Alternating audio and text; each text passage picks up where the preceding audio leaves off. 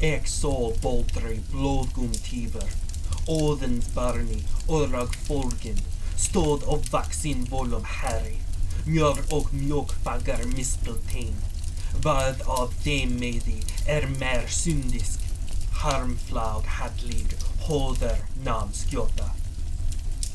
I saw for Balder the bleeding god, the son of Odin his destiny set, famous and fair in the lofty fields, full-grown in strength, the mistletoe stood.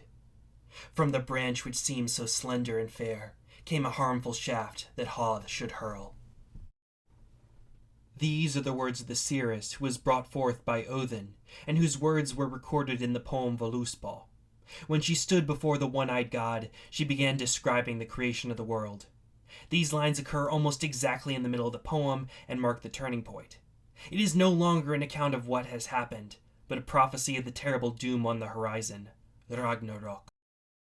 While Ragnarok as a whole has inspired much interest for scholars, the death of Balder in particular has had a lot of attention, debate, and controversy. As Anatoly Lieberman stated in his 2004 paper on the Balder myth, all rather than some aspects of the Balder myth are controversial. The reasons for this controversy are complex, but I think a lot of it has to do with the fact that the information of the myth is both extremely limited and relatively abundant.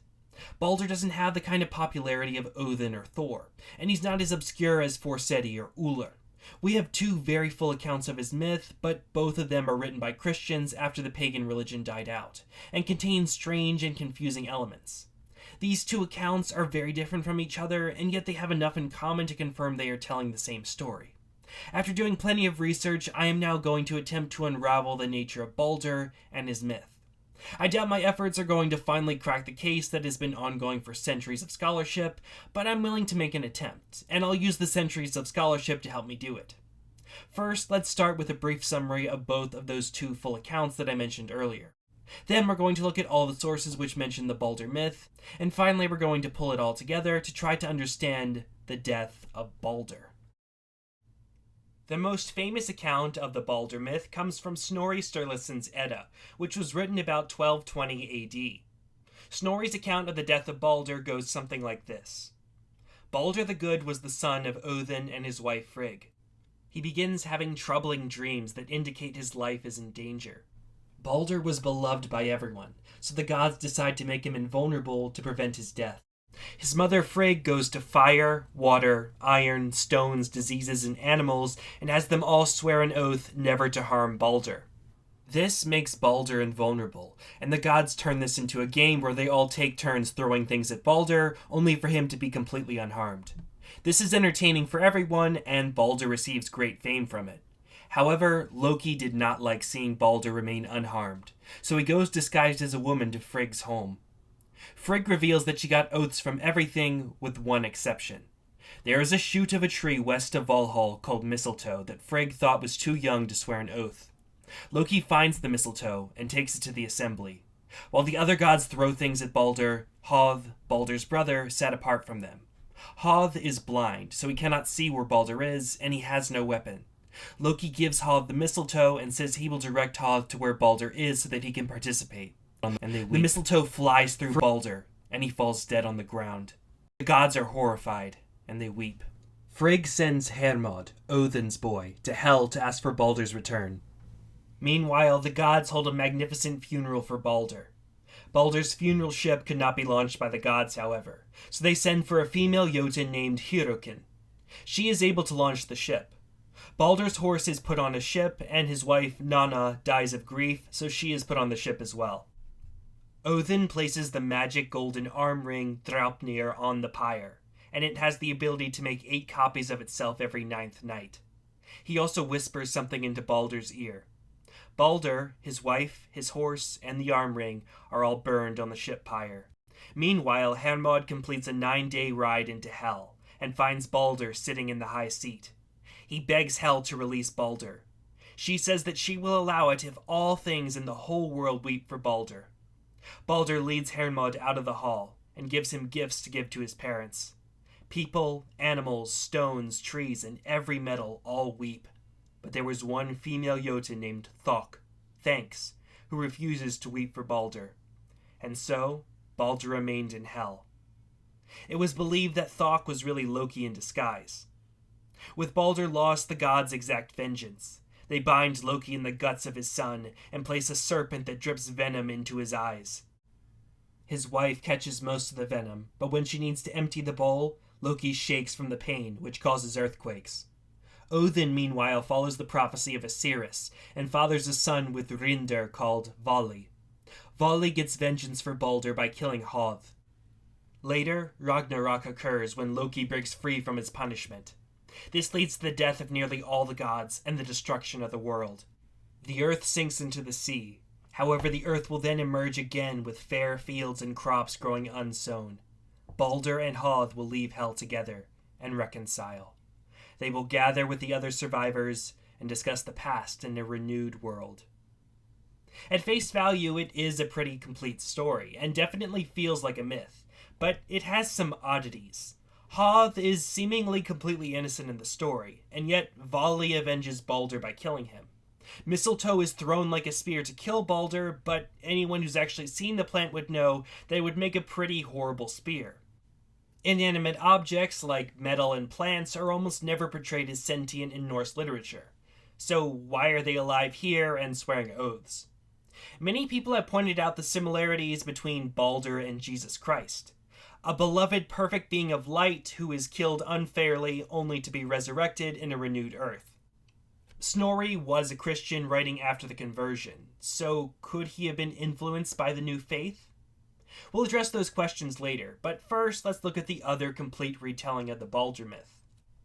Saxo Grammaticus was a historian who wrote a Danish history called Gesta Danorum, around the same time that Snorri wrote his Edda.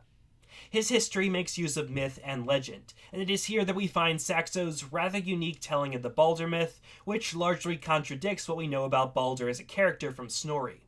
It is also worth noting that Saxo wrote in Latin and made up his own Latin versions of the names of the Norse gods.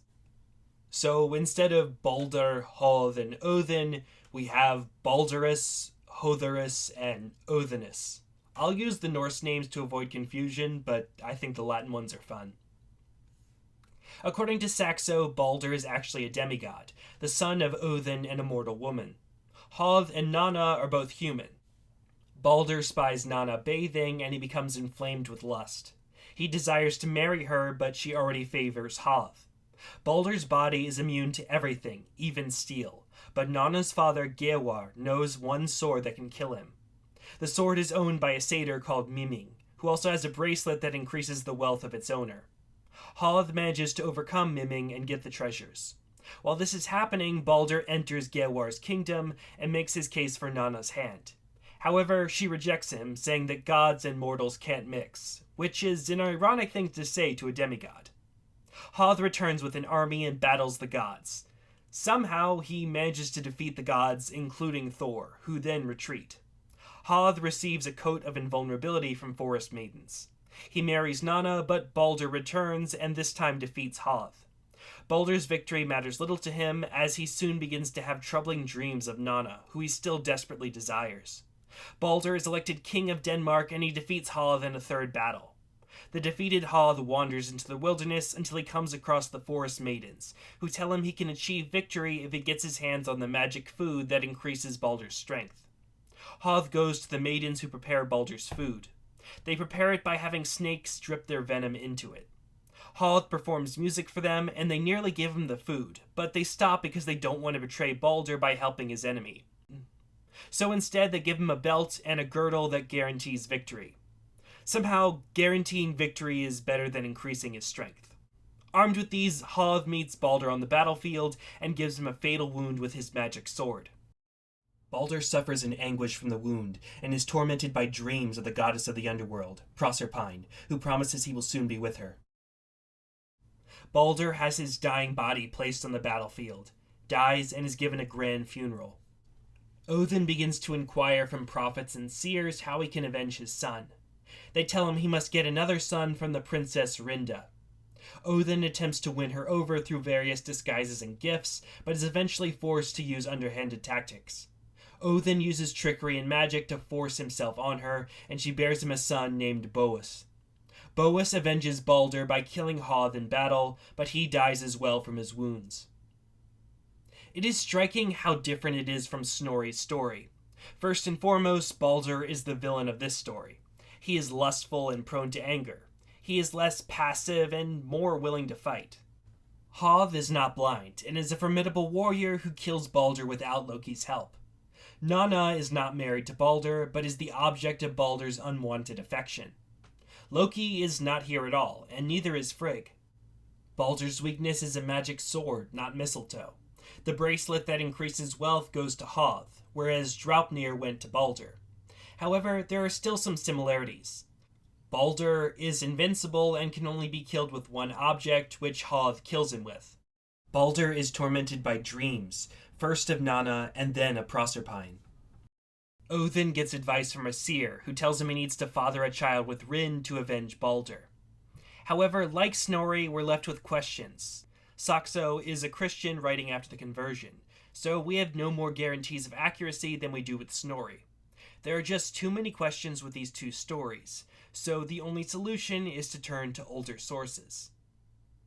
The oldest possible reference to Balder is actually related to a much less obscure god, Hercules. Hercules Magasanus was a Romano-Germanic god from a syncretic fusion of the Greco-Roman god Hercules and a Germanic god Magasanus. A 3rd or 4th century inscription about the offerings made to Hercules Magasanus seemed to contain an early reference to Balder's name. Offerings to Hercules Magasanus, to Balderus the Lobonus. Now, the problem with linking this to Balder is that Balder can also just mean Lord. Given the context, it seems this was just meant to be an epithet for Hercules Magasanus. A similar usage occurs in the 2nd Merseburg charm, but there seems to be more here than the Hercules Magasanus reference. Thor and Odin are riding, but the horse belonging to someone known as the Balder injures its foot. Gods, including Odin, Frigg, and her sister Fulla, sing a charm to heal the horse's foot. This is presumably successful. Balder, again, does not appear to be a name, and it seems to refer to the mysterious god Thor. Thor has not survived in our modern sources, but he appears to form a pair with Fulla, who is here Frigg's sister, but in Norse sources she is Frigg's handmaiden. Unlike Hercules Magasanus, there is reason to believe that Thor may be directly related to Balder. The story described by the charm is similar to the story of Balder. Balder Thor suffers a grave misfortune, and the other gods, which include Odin and Frigg, come together to help him. Balder also has an association with horses and riding. It's possible that Balder was originally an epithet for Thor or another god, and then over time it ended up becoming the god's name. Another possible appearance of Balder comes from the 3-god bee Bracteates. Bracteates are Scandinavian jewelry from around the year 450 to 550 AD, based originally on Roman coins. One such Bracteate includes 3 figures. 2 are male, and 1 is either female or a male wearing a kilt. The central figure is believed to be Balder. The man behind him holds a spear, so he's believed to be Odin. The female figure has been theorized to be Frigg, Loki, or Hel. The main reason that these Bracteates are tied to the Balder myth is that some of them show the central figure being pierced with a plant of some kind, just like Balder was pierced by mistletoe. Another interesting detail is that a ring is held by either the central figure or the female figure. In one of the Bracteates from Denmark, 9 circles drop from the ring, which is similar to how Draupnir made 8 copies of itself every 9th night. Still, the identification with Balder is tenuous. Even if the Balder myth existed at this time, it would likely be very different from the one that we have now. Admittedly, the Bracteates display a similar system of motifs. Karen Beck-Peterson is against identifying them with the Balder cycle, but she still interprets them to be a seemingly invincible figure who is suddenly struck down, like Balder or Achilles. Again, it's impossible to know if they represent Balder, but it may have influenced the Balder myth or be a very early version of it. One of the most important sources for pre-Christian gods of Scandinavia is Skaldic poetry. The reason for this is that the complex meter and the fact they are attributed to specific poets allows us to more or less date them to the Viking Age, and to hear the words of the people who actually worship these gods. The earliest surviving reference to Balder in Skaldic poetry is a kenning in Hauslong by Thjolvolfr of Wiener. A passage about Thor's battle with Hrungnir uses the term Baldur's of Barmi, brother of Balder, to refer to Thor. The poem was composed around 900 AD, but the fact that the audience would be expected to already know that Thor is Balder's brother indicates that Balder was fairly well known at this time. Of all the gods, Balder shows up the second most in kennings that refer to men. The Balder of the sword, for example, is a warrior, and the troop Balder is a ruler. Balder also is briefly mentioned in Eiríksmal, a poem about the Norwegian king Eirik Bloodaxe triumphantly entering Valhall. Such a great commotion is made for Eirik's return that all the benches creak, and Bragi says it is as if Balder were coming back into Odin's home. The most important Skaldic poem related to Balder is undoubtedly Húsdrápa, which was written shortly before the year 1000 AD. The great Icelandic chieftain, Olaf the Peacock, built a great hall, and the walls were decorated with scenes from mythology.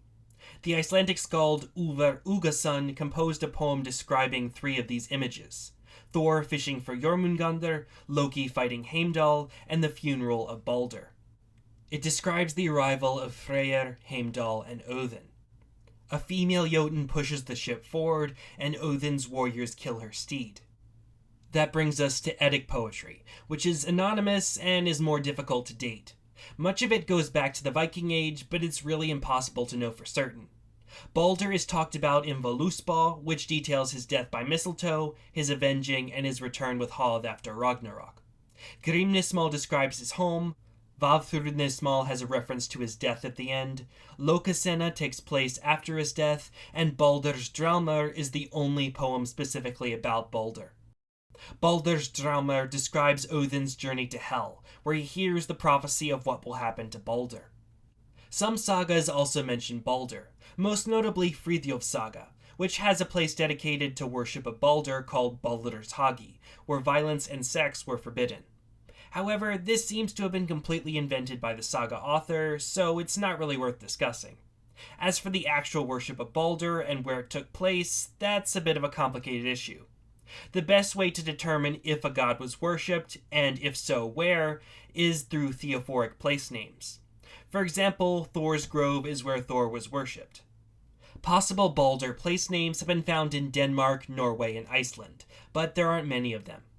These include Baldersbak, Baldersakur, Baldersheimer, Baldershol, and Baldersness. Unfortunately, while they do look like Balder place names, it's very difficult to tell if they're authentic, and older forms may vary. If Balder had a cult, it was not widely practiced. One of the most obscure versions of the Balder myth can be found in Beowulf. Beowulf speaks of how Hathkune killed his brother Heribald with an arrow. This seems to have been an accident, but some scholars such as Joseph Harris believe that terms of hostility are used to describe it.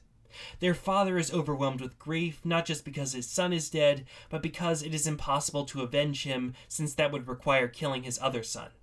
The father dies in his grief, which causes unrest as a neighboring tribe attacks, and Hathkune is killed in the conflict. The similarities may seem superficial. However, analysis of the names reveal it is anything but.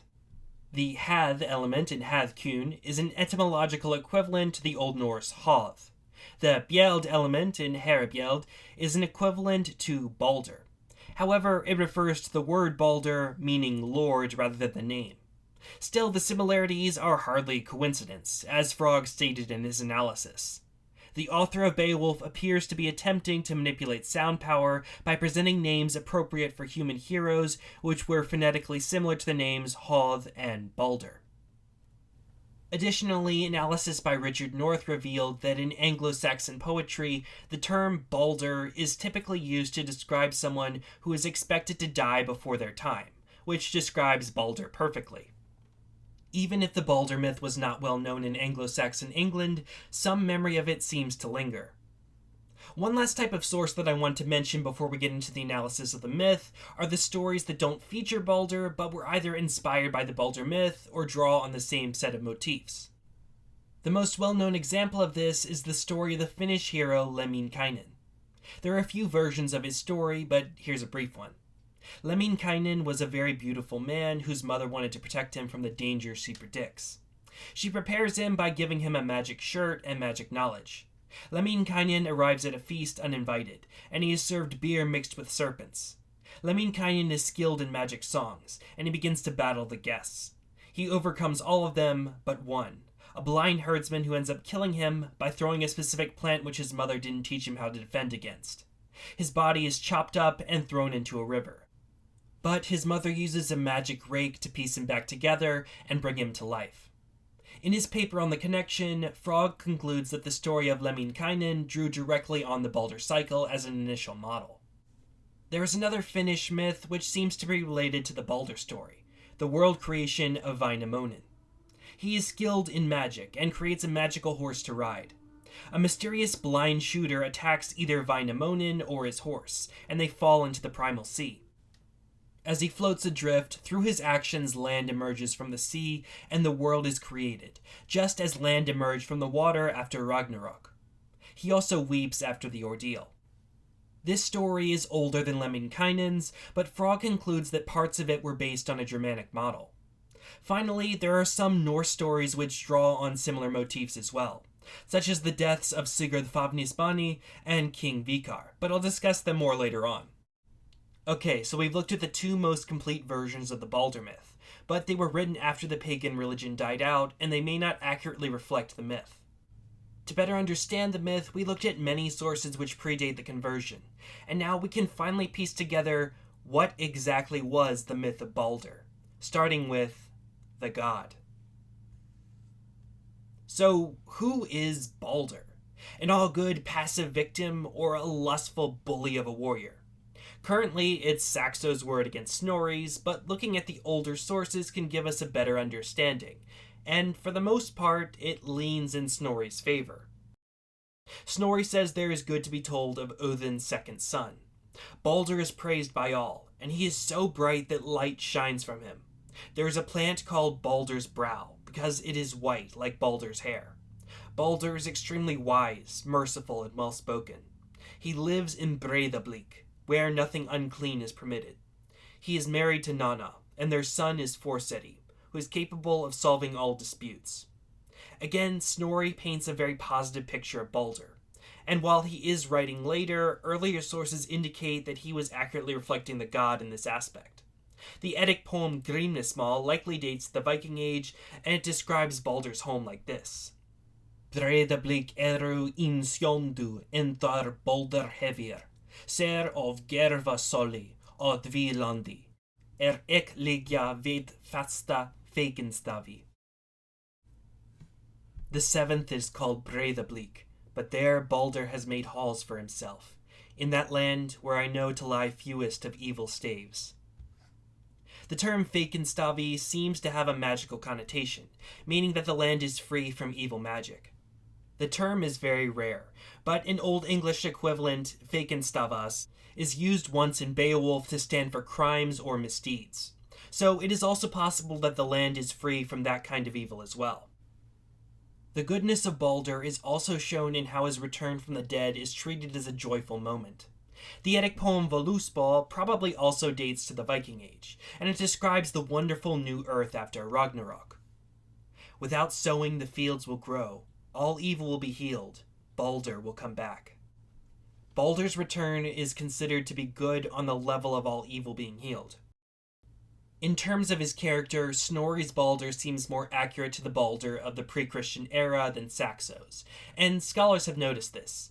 They pointed out that Saxo seems to have given Hoth all of Balder's virtues.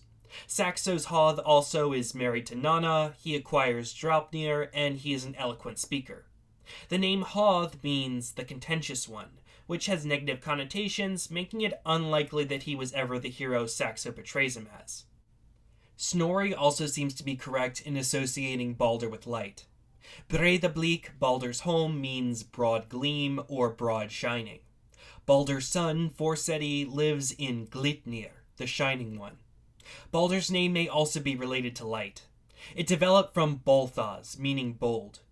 Jacob Grimm compared it with the Lithuanian word for light and theorized that it developed from meaning white to shining to bold. This theory may be correct. There may be one accurate attribute that Saxo's Balder has and Snorri's doesn't. Saxo's Balder is portrayed as a warrior, where Snorri's Balder seems relatively passive. Skaldic poetry seems to lean in Saxo's favor in this aspect, as there are dozens of warrior kennings from the Viking Age which use Balder's name. These include Folk Balder, Battle Balder, Herr Balder, Army Balder, and Balder Unar, Balder of the Sword. Additionally, there is a line from the Eddic poem Lokasena which also supports this. Loki is insulting all the gods at their feast, but he won't leave as none of the other gods are willing to actually fight him. Frigg tells Loki that he would not be so bold if Balder were there with her, as then there would be fierce fighting that Loki may not survive. Loki does not disagree with her, but taunts her by saying that he is responsible for Balder not being there. The god who ends up making Loki leave is Thor, because he's the only one actually willing to fight. Anatoly Lieberman speculates the reason for Snorri's silence on Balder's fighting ability is simply because no stories about his battles existed. He does not fight a great Jotun, but instead is unexpectedly and suddenly killed. He presumably displayed some potential as a warrior, but was tragically killed before he could achieve great deeds. Speech, poetry, and possibly magical songs are also associated with Balder. In Baldur's Dramar, Balder is called Hroðarbamr, or praise tree, which is a kenning for a poet. Snorri calls Balder most beautifully well-spoken, which is ironic considering he never writes Balder speaking a word. The fact that Snorri never has him speak and yet still chose to mention it may indicate the importance of the association. Saxo, as we've discussed, has transferred some of Balder's traits to Hoth, including being eloquently spoken. Hoth uses this speech to arrange a marriage. The Finnish stories of Lemminkainen and Wainamoinen both seem to be related to the myth of Balder, and both protagonists are masters of magical songs. In the current mythology, it is Odin who is the master of speech and magical songs. Frog theorized that Balder was originally an important cultural figure who was superseded by Odin. The second Merseburg charm may be part of this, since this charm has Balder full reliant on Odin's skill as a healer. As part of Odin overtaking him, this Balder Full may have become Odin's son, and his counterpart, Fulla, went from Frigg's sister to her handmaiden. This would have had to happen way before the Viking Age if true, but it seems some memory of Balder's skill in this area may remain. Alternatively, it is also possible he was given these traits as Odin's son. One aspect of Balder that seems very consistent is his youth. He is described in Voluspa as Odin's Barni or Odin's child, a term which often has younger connotations. In the Eddic poem Skirnismal, Balder is twice referred to as Ungum Odin Suni, Odin's young son. In Old English, the noun Balder is usually used to refer to someone who is expected to die before their time. The youth of Balder is a consistent trait, and I think it really adds to the tragedy of the story. He was young, full of potential, and suddenly struck down. We get a vivid picture of how hard this kind of thing can be in Egil's saga. Egil's son dies young of a fever, and another son dies as a teenager.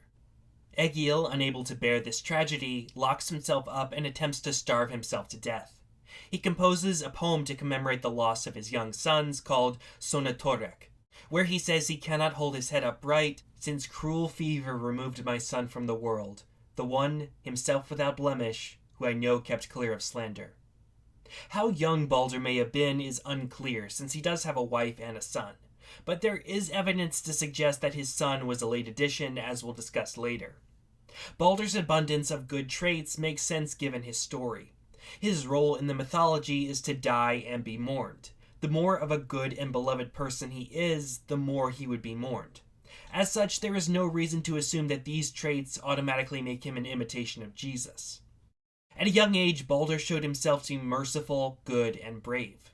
These traits made him loved by all, and so when his tragic fate was discovered, the gods tried to prevent it. So now, let us move on to the defense. Balder's dreams foretelling his doom seem to be a consistent element of the story. Snorri's account begins with Balder having troubling dreams. Saxo has Balder be tormented by dreams of Nanna, and then after he is mortally wounded, he has a dream of Proserpine, who promises that he will soon be with her. Saxo is writing in Latin, which is probably why he chooses to use Proserpine, the Greek Persephone, in place of Hel. There is also an Eddic poem called Baldur's Draumar, or Baldur's Dreams. In it, Odin journeys to Hel to ask Osiris for the meaning of Baldur's troubling dreams.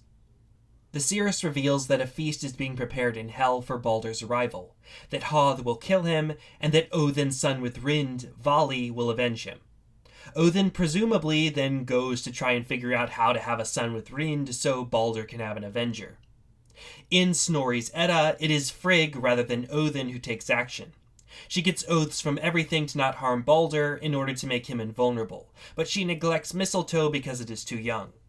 Again, Saxo agrees with Snorri that Balder was invulnerable, although the reason for it is his godly body.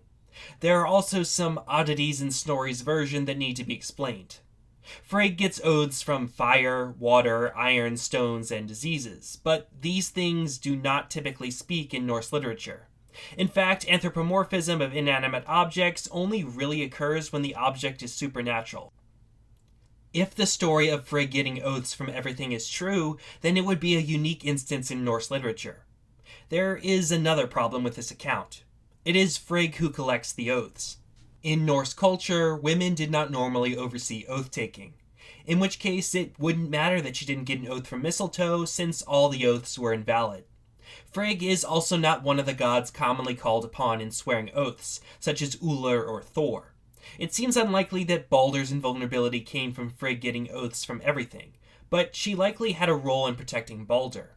Mothers granting magical protection to their sons do appear often enough in Norse literature. This can take the form of magical knowledge, enchanted equipment, or by using magic on the son's own body.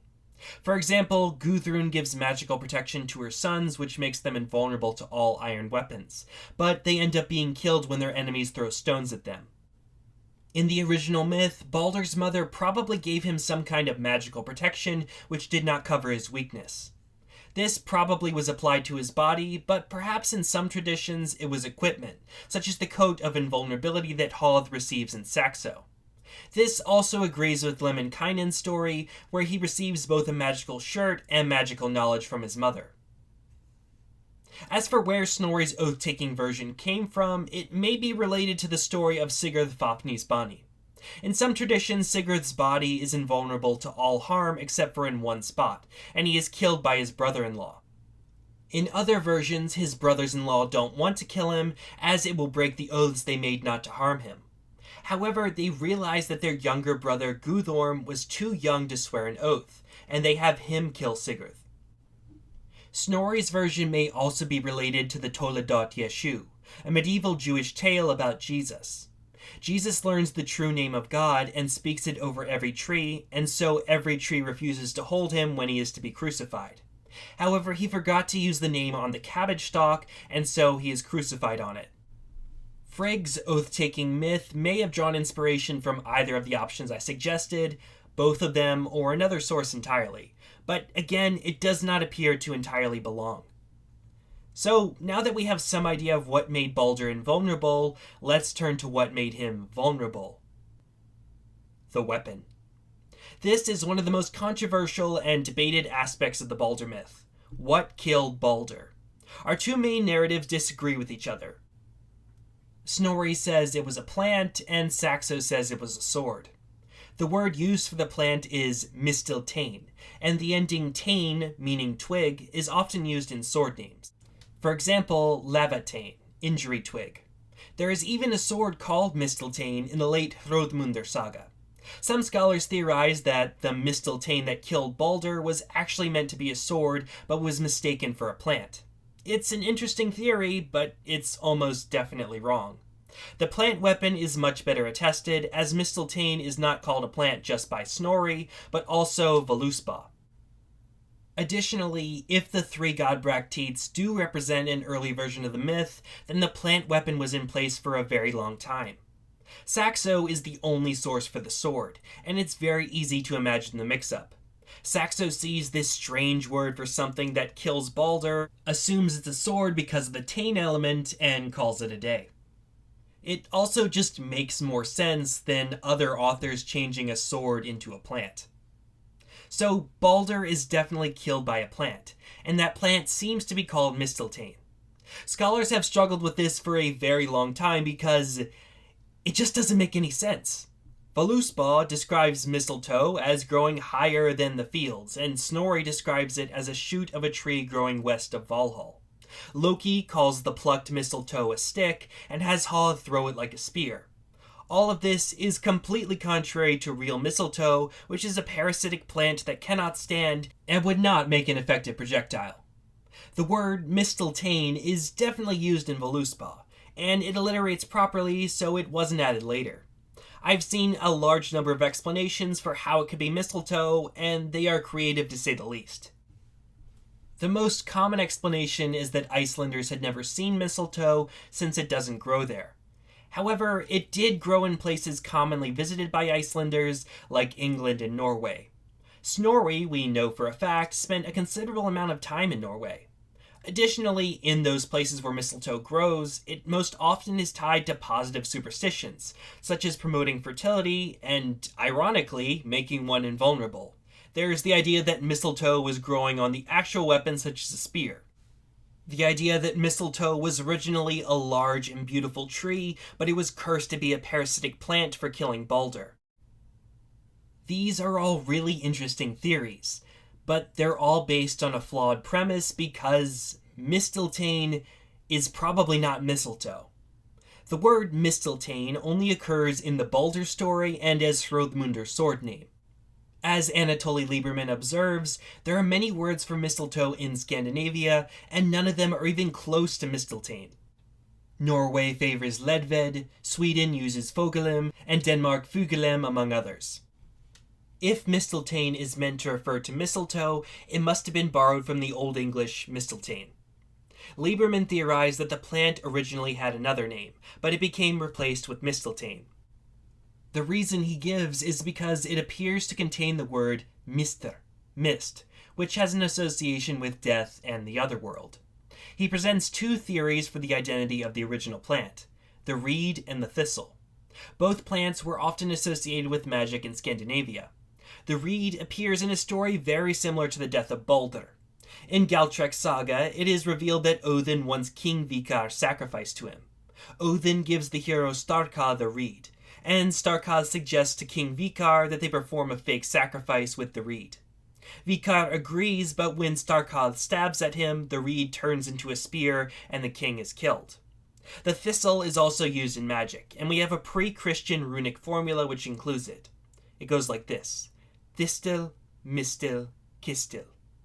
However, Frog takes the same magic formula and arrives at what I find to be the most compelling explanation for mistletoe. The second word in this formula, mistil, appears to refer to a plant. It is unclear what specific plant, but given its place in the formula, it was associated with magic like the thistle and the reed.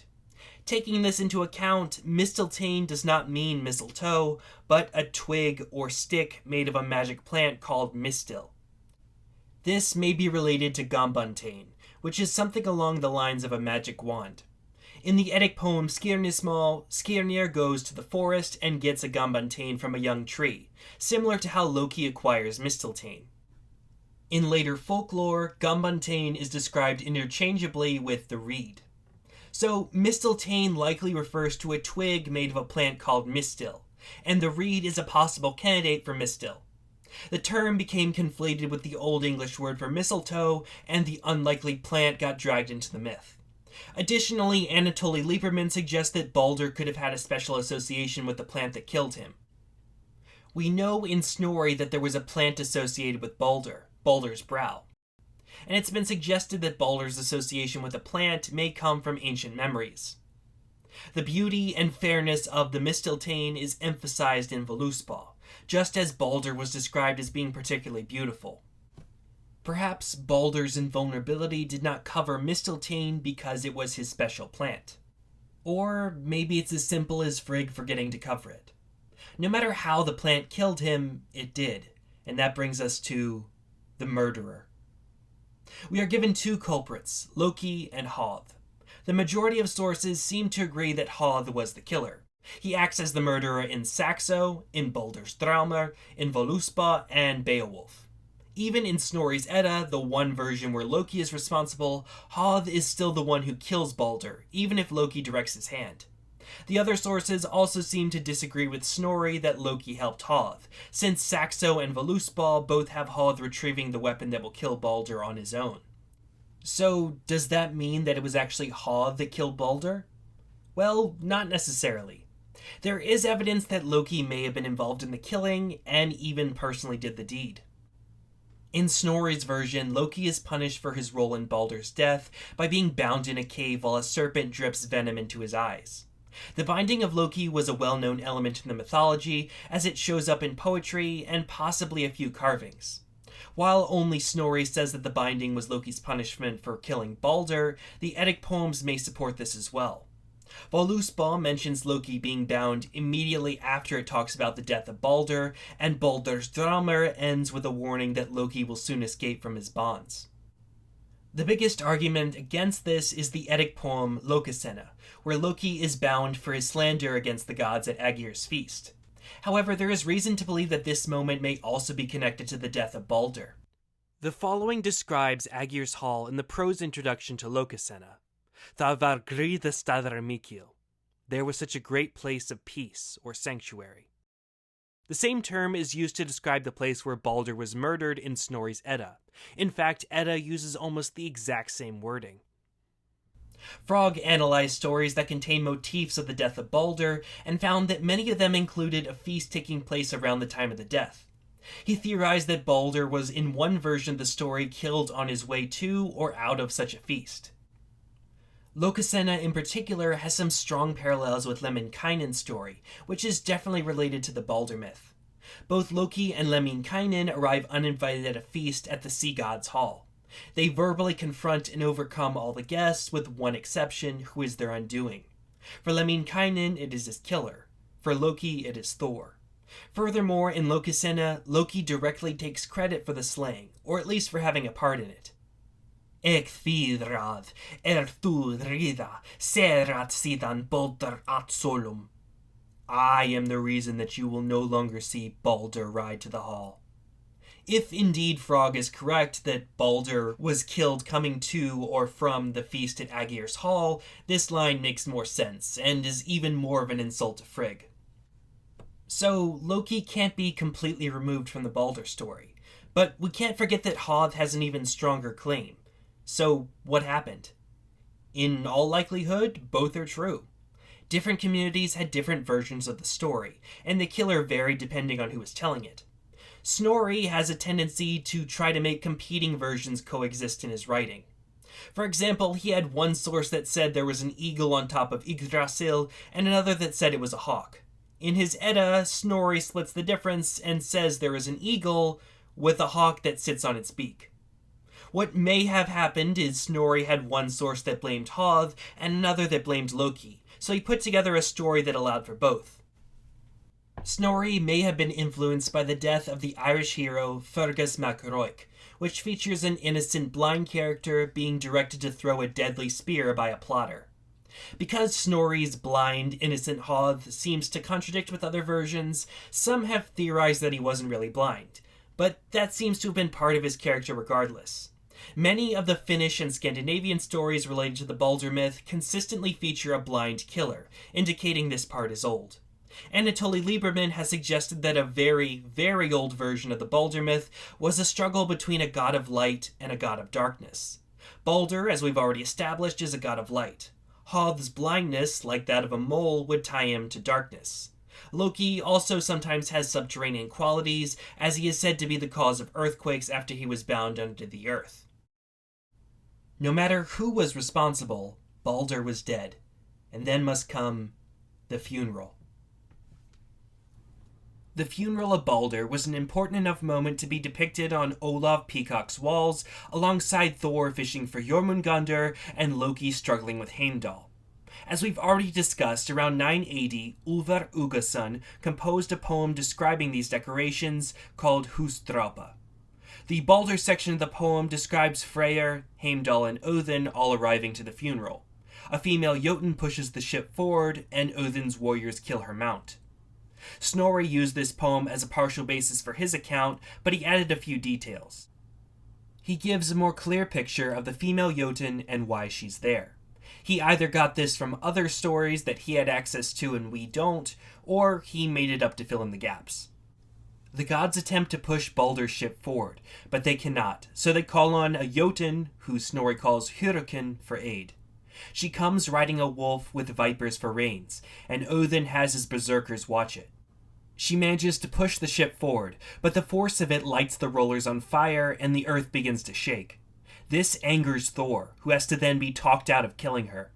The berserkers are unable to hold her wolf steed and are forced to kill it instead. Hyrrokin appears to be essential to completing the Balder funeral, and yet she was poorly repaid for it. Thor had to be talked out of killing her. While the name Hyrrokin is only used by Snorri here, it does appear in a pagan hymn praising Thor for all the Jotnar he's slain. It mentions Hyrrokin as the name of one Jotun Thor has killed, but again, we don't know for sure if that's the name of the one who pushed Baldur's ship or if Snorri just attached it. Thor's anger at her pushing the ship is probably Snorri including some foreshadowing to their next confrontation. A figure who very much looks like Snorri's description appears on a Swedish picture stone as well. Here we see a female figure riding a wolf using vipers as reins, most likely Hyrrokin. Both sources say that a female Jotun pushes the ship and that her mount is killed, but Húsdrápa does not tell us why these things occurred. Within the context of Snorri, it seems that the death of Balder has broken the power of the gods. When it happens, they are unable to speak or take vengeance. They are unable to get him released out of hell. They are unable to push Baldur's ship, and Odin's berserkers are unable to hold Hyrrokin's wolf without killing it. The Jotnar will notice this newfound weakness in the gods and eventually launch an assault on Asgard, Ragnarok. However, as always, we need to look at what Snorri gives us with a somewhat critical lens since he is a later author. John Landau, in his excellent book on the death of Balder and vengeance, has some interesting ideas for why this took place. He asks us to remember the context of Húsdrápa. The panel depicting the funeral of Balder is joined by Thor fishing for Jormungandr and Loki fighting Heimdall. The other two panels are clearly a struggle between Aesir and Jotnar, so he suggests that the funeral of Balder is a struggle between Odin and the female Jotun. Balder is dead, but it would be a sign of shame if he goes unburied, and he may even return as a Draugr. He needs a funeral. However, the Old Norse religion was wary of the world of the dead, and funerals even seemed to be potentially dangerous. We have one first-hand account of a Norse funeral written by Ahmed ibn Fadlan in the 10th century. His description of the lighting of the ship shows just how dangerous this funeral seems to be. Then the closest relative of the dead man came, took a piece of wood which he lighted at a fire, and walked backwards, with the back of his head toward the boat, and his face turned toward the people, with one hand holding the kindled stick, and the other covering his anus, being completely naked, for the purpose of setting fire to the wood that had been made ready beneath the ship. The complex ritual involved seems to indicate that the man was very much in danger here. He must avoid looking at the ship, walk backwards, and cover himself from behind. Given the danger and the fact that the Aesir have suffered enough, it would be preferable to put that risk on someone outside of their group. This is a struggle between Odin and Hyrrokin to see if Odin can get what he wants from her. Odin contends with Jotnar not by fighting them like Thor, but by seducing and outsmarting them. For example, he obtains the mead of poetry by tricking Suttungur's brother and seducing his daughter. Odin has somehow made this Jotun do what he wants, and, as Landau puts it, by forcing a giant to participate, Odin has turned the game around and fashioned victory out of defeat. An alternative theory for Hyrrokin by Lot Motz is that she was originally Baldur's fylgja. Húsdrápa ends here, but Snorri continues the story. After Baldur's ship is prepared, his wife Nanna is placed on it, for she has died of grief. This seems to be a rather merciful fate for Nanna compared to the other women who will join men on the pyre. Ibn Fadlan mentions a slave girl who was slain and put on the pyre with her master. In the Sigurd cycle, Brunhild kills herself to join Sigurd on the pyre. Odin places the ring Draupnir with Balder, and he whispers something into his son's ear. Odin's whisper is famously his unanswerable riddle. In the Eddic poem Vafthrudnismal, Odin goes in disguise to challenge a wise Jotun to a game of wisdom with their heads on the line. They ask each other questions about the past, present, and future. Each is able to answer until Odin asks this. Vad melte Odin oder av bolstigi sjöver it öra synni? What did Odin say into his son's ear before he mounted the pyre? Vafthrudnir then realizes that he has been facing Odin, and he has lost his competition, for no one knows the answer to that but Odin. This is not the only time Odin uses this trick, as he repeats it again to win a wisdom contest in the saga of Hervor and Heidrek. What Odin whispered has naturally fascinated people, and there are plenty of theories. Odin telling Balder he will be resurrected, or telling him he will be avenged seem to be the most popular ones. But there are problems with both. The obvious truth is we simply don't know the answer. This may be because it was meant to be unknowable for us. Knowledge only for the dead. Balder's pyre is lit. Thor hallows the flames with his hammer, and the funeral is complete. But that won't stop the recovery. Frigg says she will give her favor to anyone who will make the journey to Hel, and offer a ransom for Balder. Hermod volunteers, and rides Odin's 8-legged horse to Hel. Hermod is either Odin's son or one of his warriors in Valhall. Different sources and manuscripts disagree on this, but personally, I think the evidence leans more towards the latter being true. He is sent by Frigg as an emissary, just as other gods have done in the past. Thor sent Thjalfi and Freyr sent Skirnir. Hermod rides on Sleipnir for 9 nights, and it's been noticed that this journey may have been influenced by Odin's journey in Baldr's Draumr. The language is very similar. He leaps over the gates of Hel and walks into the hall. There he finds a banquet prepared and Balder sitting in the high seat. Such a position indicates that Balder is either the head of the house or an honored guest. Hermod hopes for the latter, and after staying the night, he begs Hel, the ruler of Hel, for Balder to be released. She agrees to release him if everything in the world, alive and dead, will weep for Balder. Balder walks Hermod out of the hall and gives him Draupnir to return to Odin as a keepsake. Nanna sends a linen robe to Frigg and a finger ring to Fulla. Balder leading his guest out and giving him gifts is exactly what the head of the house would do. It is also very odd that Fulla, Frigg's handmaiden, is singled out as receiving a gift. If we remember the second Merseburg charm, it looks like she may have been the counterpart of Balder Full. The name Nanna also may be related to the word for a female slave or servant. Perhaps this is part of a retained cultural memory where Fulla was Balder's wife and Nanna was instead a slave girl sent with Balder to Hel. There is other evidence that Nanna was a goddess in kennings and possibly place names, so this would have happened early on if true. Hermod returns to the gods and they send out emissaries to tell the world to weep for Balder. Everything obeys: rocks, animals, people, the earth, and trees. The one exception is the female Jotun Thok, who refuses. Haldi helfi hevir. Let Hel keep what she has. It was the opinion of everyone that Thok was really Loki in disguise, and so Balder stayed dead. Weeping does seem to be an important part of the Balder myth, but perhaps not originally to this extent. Völuspá, after discussing the death of Balder, mentions that Frigg wept, and there's also a strange line at the end of Baldr's Draumr about the daughters of Aegir weeping. This is obviously not on the same level that Snorri presents, with everything weeping, but there are some works written a few years before Snorri's Edda which indicate larger weeping was well known. Málsháttakvæði is believed to have been written in the Orkneys before Snorri wrote his Edda. The 9th stanza states that all wept for Balder and there was a ban on laughter.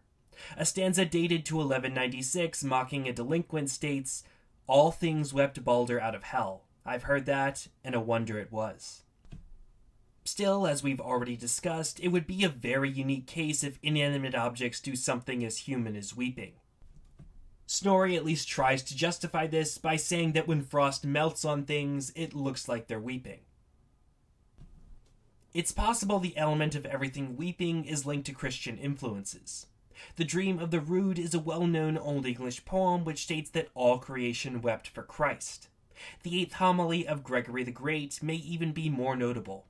He describes how each part of creation, including the stones and sea, mourned for Christ when he died. However, not everything wept, as the Jews had hearts harder than stone and did not accept Jesus. Thok may be connected to this anti-Semitic sermon.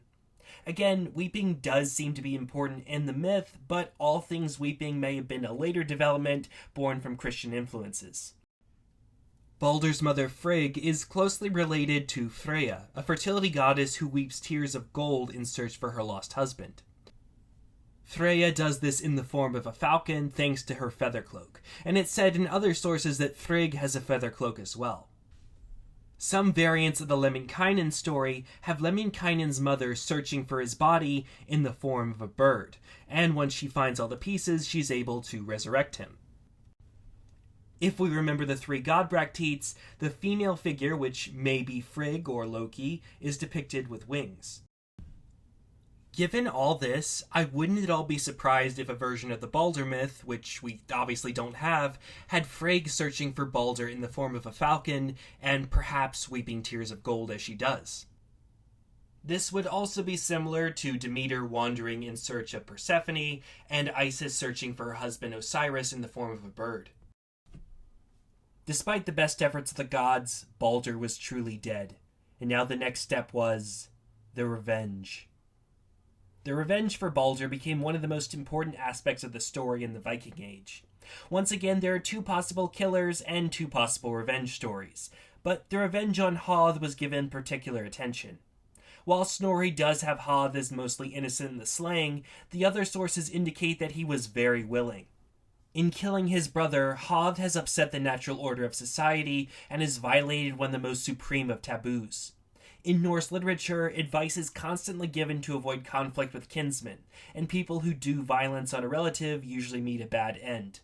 Hamdir and Sorli kill their brother because he used a confusing metaphor, and as a result their mission fails and they are both killed.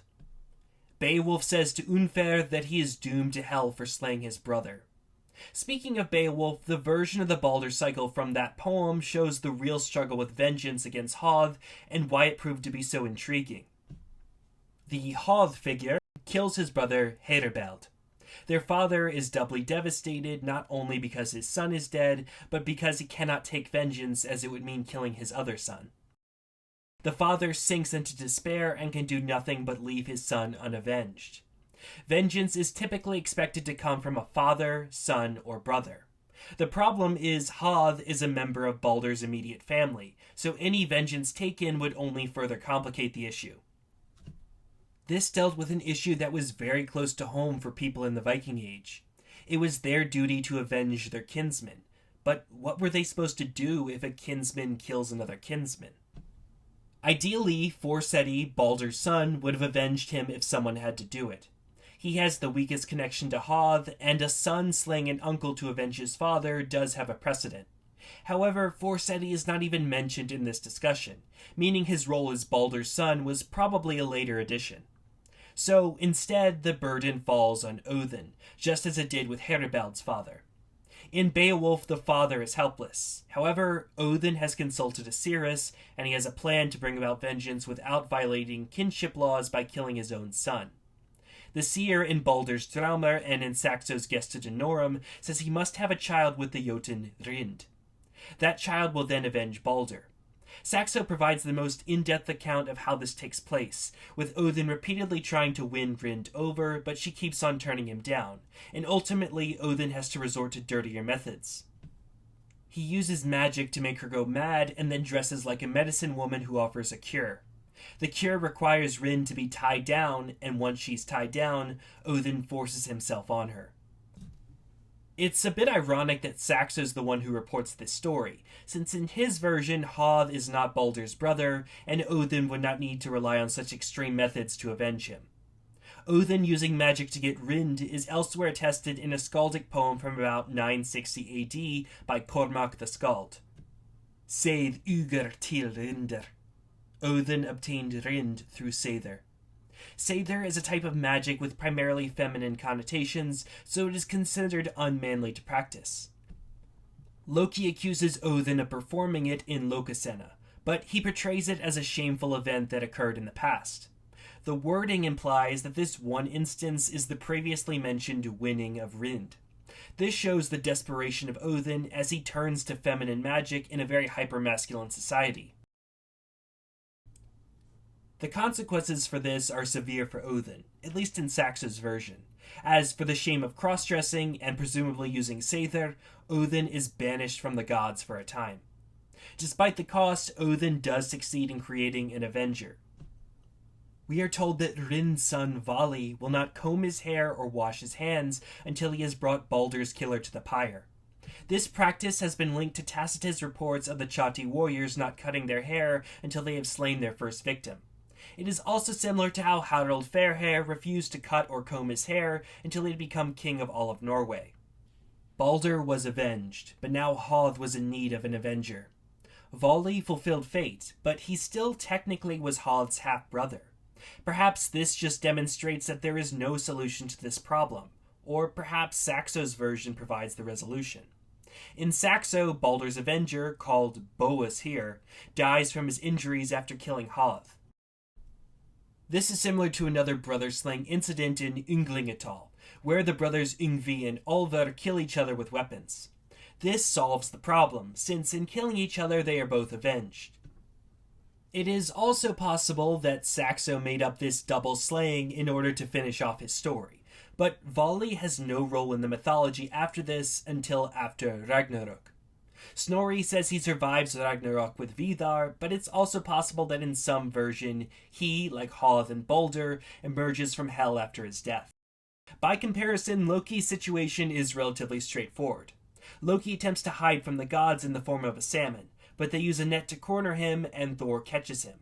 Some of the three god Bracteates have a fish-like figure at the bottom, but it's unclear what it's meant to be or if it relates to Loki at all. Two of Loki's sons are brought before him.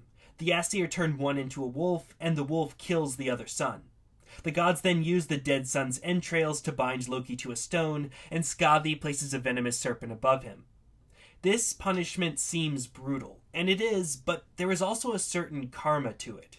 Loki forced Hoth to kill his own brother while the other gods looked on helplessly. Now they have made Loki watch helplessly as one of his sons kills another. Loki, just like Odin, cannot easily acquire vengeance, since the killer is his own son. The names of the sons of Loki involved vary in interesting ways. In Lokasenna, we are told that Loki's son Narvi was turned into a wolf and killed his brother Nari. Snorri says that the son who was killed was named either Nari or Narvi, and the son who was turned into a wolf was called Voli. This would be the second Voli in the story, and Snorri is the only source for Loki having a son named Voli. Many have taken this as a simple mistake on Snorri's part, but I don't think it's entirely baseless. It may be incorrect that Voli was Loki's son, but taking that aside, here Voli would be taking vengeance for Balder, and doing so in the form of a wolf, an animal closely associated with Odin. We should also look at the Hausbulk manuscript of Voluspa. Typically, when people talk about Voluspa, they refer to the one found in the Codex Regius manuscript, which is the oldest one. Hausbulk is a younger manuscript from the 14th century, and has some interesting differences. For one, the stanzas about the death of Balder are missing entirely, but it does have Balder's return at the end. In place of the stanzas about Balder's death is this stanza, which is not found in the Codex Regius. Thok no, volla vigabund snoa, helder volu holdgar, hopt or thormum tharsitar sigin, thorge sinum ver volgirud. The grammar here is confusing, but it could be either reaffirming the story that Loki was bound by entrails from Vali's battle, or that Vali himself bound Loki. In either case, it seems that Vali was an enactor of vengeance not just on Hoth, but on Loki as well. As for him being Loki's son, my guess is that Snorri is again trying to make different traditions work together. He had one source that said Loki's son was killed by his brother, and another that said it was Vali. The easiest solution is that Loki had a son named Vali. Loki had at last transgressed in a way that he could not fix, and now he waits for the end. After 3 years of winter, Loki and his son, the Fenris wolf, break free from their chains. The enemies of the gods begin to unleash chaos and attack Osgard. Loki and Heimdall will kill each other. Odin will be swallowed whole by the wolf, and his son Vidar will avenge him. Thor will slay Jormungandr, but then take 9 steps and fall dead from the snake's venom. Freyr will battle Surtr, but Freyr will fall, and Surtr's flames will consume everything. The sun will go dark, the stars will vanish, and the earth will sink into the sea. Snorri seems to envision the death of Balder as being connected to Ragnarok. It is the first failure of the gods, and their power continuously weakens until their eventual downfall. However, despite this, other sources disagree that Balder's death immediately leads to Ragnarok. In Vafthrudnismal, when Odin asks the wise Jotun what he whispered into Balder's ear on the pyre, he replies, Oi mani thatvet, vat thu I ardagada sagdir I oira sunni. No man knows what you said in those ancient days in your son's ear. The wording clearly implies that the death of Balder happened very early on, in ancient days. Ragnarok obviously has not happened at this point, so it does not appear to immediately follow Balder's death. Still, as we have established, the binding of Loki seems to be linked to the death of Balder, and the binding of Loki is a prerequisite for Ragnarok. Loki has to break free and lead the army of the god's enemies. Perhaps the binding happened much later than the killing, or different communities had different tellings. There also may be some connection with Balder's death and the earth sinking into the sea. Saxo has no resurrection for Balder, but he includes a detail which implies a connection. Grave robbers attempt to break into Balder's grave, but when they do so, a torrent of water bursts out and floods the whole area. Vainamonen's story has similarities to Balder's, and he causes the earth to emerge from the sea. After the earth sinks into the sea, it rises once again. The earth is green, and now crops grow unsown. Balder and Hoth emerge from hell. They find the other gods who have survived, which include Voli. The young gods find the gold playing pieces that belong to their fathers, and talk of the times of old. Balder and Hoth dwell together in their father's home. After the death of everything, the world is reborn. This is, by all accounts, a better world. Everything is green and crops grow without even needing to be sown. This is an even bigger deal when you consider the often harsh climate of Scandinavia. Ills are made right, and Balder is at last able to return home. Not only that, but he is reconciled with Hoth, the brother who killed him, and they live together in peace. Vali is there too, so he is also reconciled with Hoth. The victim, slayer, and avenger dwell side by side. Balder has died, been mourned, and is now resurrected and reconciled. But what does this all mean? There are many theories for the meaning of Balder's death, but the most popular one is that the myth is originally tied to fertility. Gustav Neckel is responsible for popularizing the link between Balder and fertility. He links Balder to other dying gods such as the Syrian Tammuz, the Lydian Attis, and the Greek Adonis. These gods die, are ritually mourned, then are reborn, and they are responsible for the renewal of the earth's fertility. The obvious problem with this link is that Balder is only reborn once, which is after the world ends and is also reborn. A better comparison to Balder may be the Egyptian god Osiris. Osiris is unfairly killed by his brother. His consort searches for him in the form of a bird and eventually recovers his many dismembered pieces. She attempts to resurrect him with the help of other gods. Osiris is not able to live in the world with her despite her efforts, and instead takes on a new role in the underworld. In the underworld, he achieves the height of his power and is still able to provide for the living.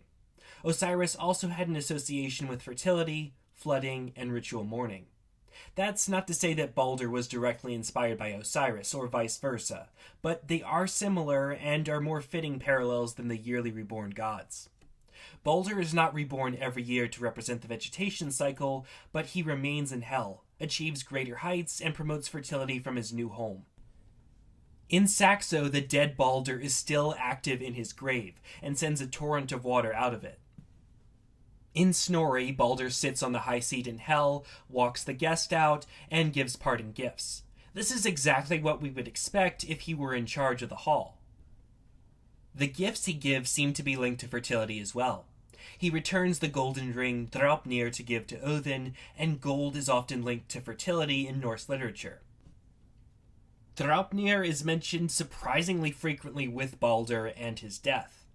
Balder is mentioned with it in Skirnismal, Hod receives it with the Balder-killing sword in Saxo, and the three god Bracteates may have a version of it as well.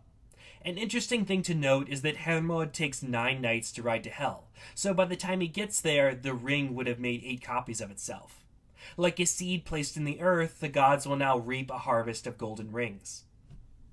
The idea of the dead providing fertility is not exclusive to Osiris, and it shows up often enough in Norse literature. In Ynglinga saga, Yngvi Freyr's rule always had good harvest seasons.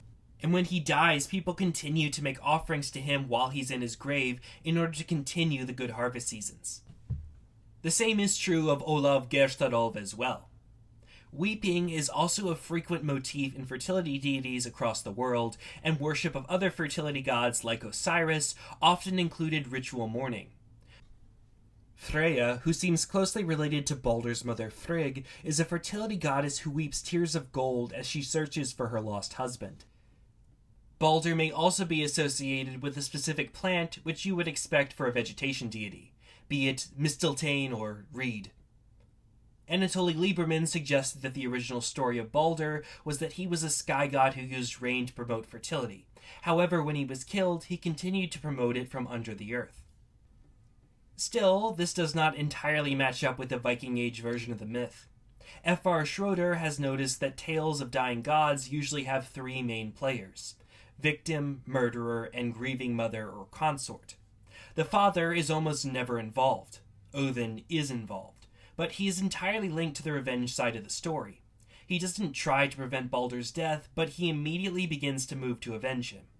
As such, it seems that the revenge story was not in the earliest parts of the myth, and that is where Odin became involved. The revenge story was particularly interesting to the Viking Age audiences, as it dealt with some issues that were very close to home. As this part of the narrative became more popular and the cult of Balder became less popular, the original meaning of the story may have faded. Now it wasn't a myth about fertility, but a revenge story, though some of the original fertility elements remained. The story became more linked to the cult of Odin, and the focus shifted to be more of an Odin myth. While I do think that the evidence leans towards the fertility theory being true, this, like every other aspect of the Balder myth, is very controversial. I did my best to summarize all the sources on Balder and how trustworthy each one is. I combined them, guided by research of far more experienced minds, to try to uncover the truth of each part of the myth. Still, even with all that, I think there's going to be at least one reputable scholar who disputes each one of my points and conclusions. I would certainly like to arrive at something close to the complete truth of this myth, and I don't know if that's possible. Perhaps it's better that way. I think the reason that Balder fascinates people is because we don't completely understand the myth, and yet we have just enough pieces where we feel like we can someday. So we'll try again and again to recover Balder, to piece him together, to weep him out of hell. Balder the Good is not dead, for to be dead is to be forgotten, and I don't think that's going to happen anytime soon. Well, that's all for this episode of Thor Talk. I know that this was not the usual content I make, but I hope you all enjoyed it anyway. Honestly, if you actually sat through the whole thing, I am eternally grateful. I put a lot of work and time into this, so it is gratifying to know at least one person saw it through to the end. But I really did have fun making this. I'd like to do more like it in the future, probably less involved, because there should be my works cited appearing on the screen. I hope you know I didn't just make everything up, but there's some more sources that you can look into yourself. In particular, I would recommend Mr. Frog, that's the name he goes by, his paper on Balder and Lemminkainen. That one was very helpful, a lot of information on that. John Lindau's book on the Death of Balder and Vengeance, and Anatoly Lieberman's paper. It's fairly short, so you can probably get through that one pretty quickly, but those were my 3 favorite sources. The 3 I'd most recommend. And of course, read the Poetic Edda, the Prose Edda, even Beowulf, because we've established that's a part of it. But yeah, again, I hope you enjoyed it, and I hope I can be back for more later. So, with that being said, see you next time on Thor Talk, where... Behold in breathless wonder, the God of wonder!